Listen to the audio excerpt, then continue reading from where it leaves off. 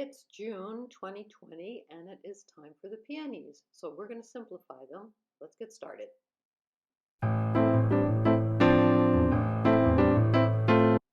Every year I paint peonies and I call it Peony Quest, and I try to get better at doing them.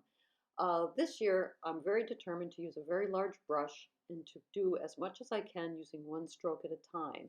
I'm going to break these peonies down. Now, I've painted these peonies petal by petal before.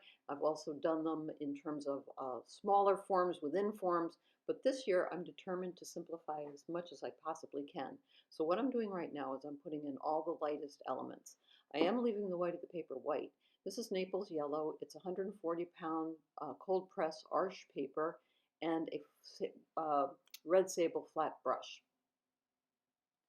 This is twice as fast as I usually work, so I'm being very careful here because, as you know, once you lose the whites of the paper, you can't get them back.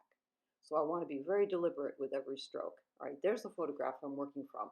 Now I should say this is part one. I'm going to do part two in the next couple of days because I want to add more context to these peonies. I'm going to put some fruit in and something in the background. I haven't decided that yet. There are two things I'm interested in this year: simplifying forms and also in creating paintings, creating a larger painting. This is a 14 by 20 inch painting, but creating paintings from a variety of different sources rather than just using one photograph to create a painting. So my lights are in, and now it's time to mix up some midtones. I'm using a permanent rose here, probably a permanent rose with some Naples yellow in it, and also some permanent rose all by itself. And I've also taken some permanent rose and put some, a very little bit of ultramarine blue in it. Because remember, I want to stay in the midtones here. I don't want to get dark yet. I'll get dark eventually, but I'm painting from my lightest lights to my darkest darks, which in this case I need to do with the peony because I want to stay very light if I can. So that's what I'm doing. And what I'm doing is I'm looking at that photograph, squinting my eyes and looking at any shapes. Once I can establish what the shape is, I grab the brush and I fill it as much as possible with thick paint, about thicker than gravy. A pretty thick mass of paint goes on that brush. The brush is fully loaded, and then I create that shape. I don't rub and I don't go back over something. I want to be really, really deliberate, keep it simple, but be really accurate at the same time. And what that's going to do is when I place these colors near each other, they should start to create forms if I do this correctly. They're already starting to. So let's see what happens. There's a little bit of reflection down there in the glass, a little bit of pink that gets picked up down there in the petals. Now I've dried it and I'm coming back in with now what I would call that's going to be probably my dark in the peony, although I think I go one step darker. And again, I'm squinting my eyes, finding those essential shapes, just the essential shapes. It's not every shape, it's only the essential shapes, which if you squint your eyes and look really carefully, you can find. So I don't want to get fussy. Now I always say, this is the way I like to paint. I'm not telling anybody else how to paint. Everybody has a different way of doing it. This is just what interests me at the moment. Also, if you want to speed this video up and you're on YouTube, you can touch the screen and 3 small circles will appear, and you can either speed this up or you can slow it down. So that's pretty deliberate work.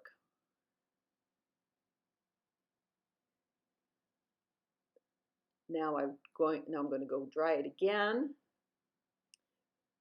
and I'm going to mix up something that's just a tad bit darker, but not much, just to emphasize where the petals come in and there's some depth. And hopefully that should be enough, but we'll see. You know, what I'm going to do also is I have to stand up and walk away and make sure, you know, when you're right on top of something, you can't be sure that you're where you want to be. So we will see. This is a new way for me to be painting, but I've been building toward this way of painting for a really long time. And if you like to do it, you might enjoy doing it too. Although you're simplifying, meaning you're not spending a lot of time actually painting, you're spending an enormous amount of time mixing paint and deciding which are the shapes that you want to show. Now I'm coming back in with some permanent rose. This is not going to change the value of that original permanent rose that I put in, but it is going to make it brighter. That second coat of the exact same color will make it brighter, but doesn't change the value. Now I want to indicate how you can see in the photograph how dark the color gets in the vase. Now I always like to say that I'm not matching my painting to the photograph. If I was to match the painting to the photograph, the colors in the vase you can see turn into neutrals and grays pretty quickly. So what I'm going to do is I'm going to sort of punch up the color. I want to find the right values. In other words, how light or dark something is, but I'm going to represent it with as much color as I possibly can.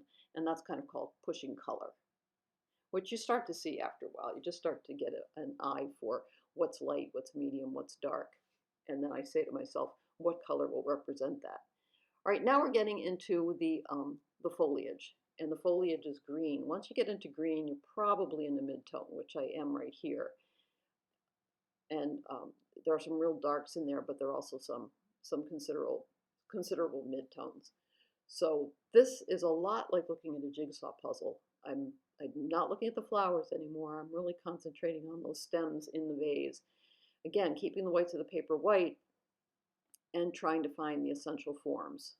So, and once I find an essential form, I decide what value it is, in other words, how light or dark it is, and then I decide what shape it is, and I plug in the color into the shape.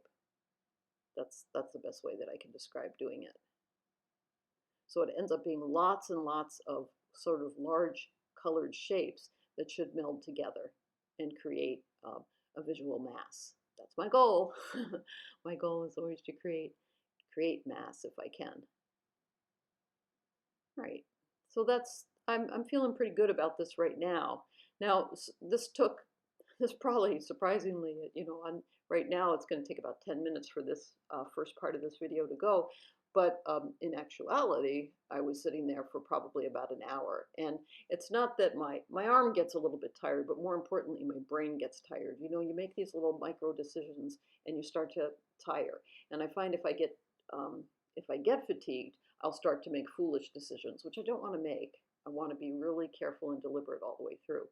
So right after I put the foliage in, I take a break and then I come back in and work on that vase. So that's where I stopped for lunch, which was delicious, by the way. And now I'm going to come back in and do some work within that vase. Now I picked up a smaller brush, and it's a round brush. This is a red sable. It's probably a number, I think it's a number 12, I'm pretty sure. And I'm doing some triad work here. The triad is cerulean blue, permanent rose, and also Naples yellow. Now I've used all these colors in my mixes so far anyway, so no new colors are coming in. I'm going back to sort of a limited palette here because now my other choice would have been to mix up some neutral grays, but like I said, I wanted to push color, so that's what I'm doing here. Whoops, oh, I'm so sorry, my head is in the way. So I'm putting in what appears to my eye, what looks like a neutral or a white. You would, if you were to match it, it would be a light gray. But I'm using these three colors. I'm not rubbing. I'm putting them near each other and letting them kind of come together. And that'll start to give the illusion of that water inside. And that's pretty neutral where I'm going up there. You can see that gray. If you mix Naples yellow, cerulean blue, and the permanent rose together, you'll get a very nice gray, which I could have done.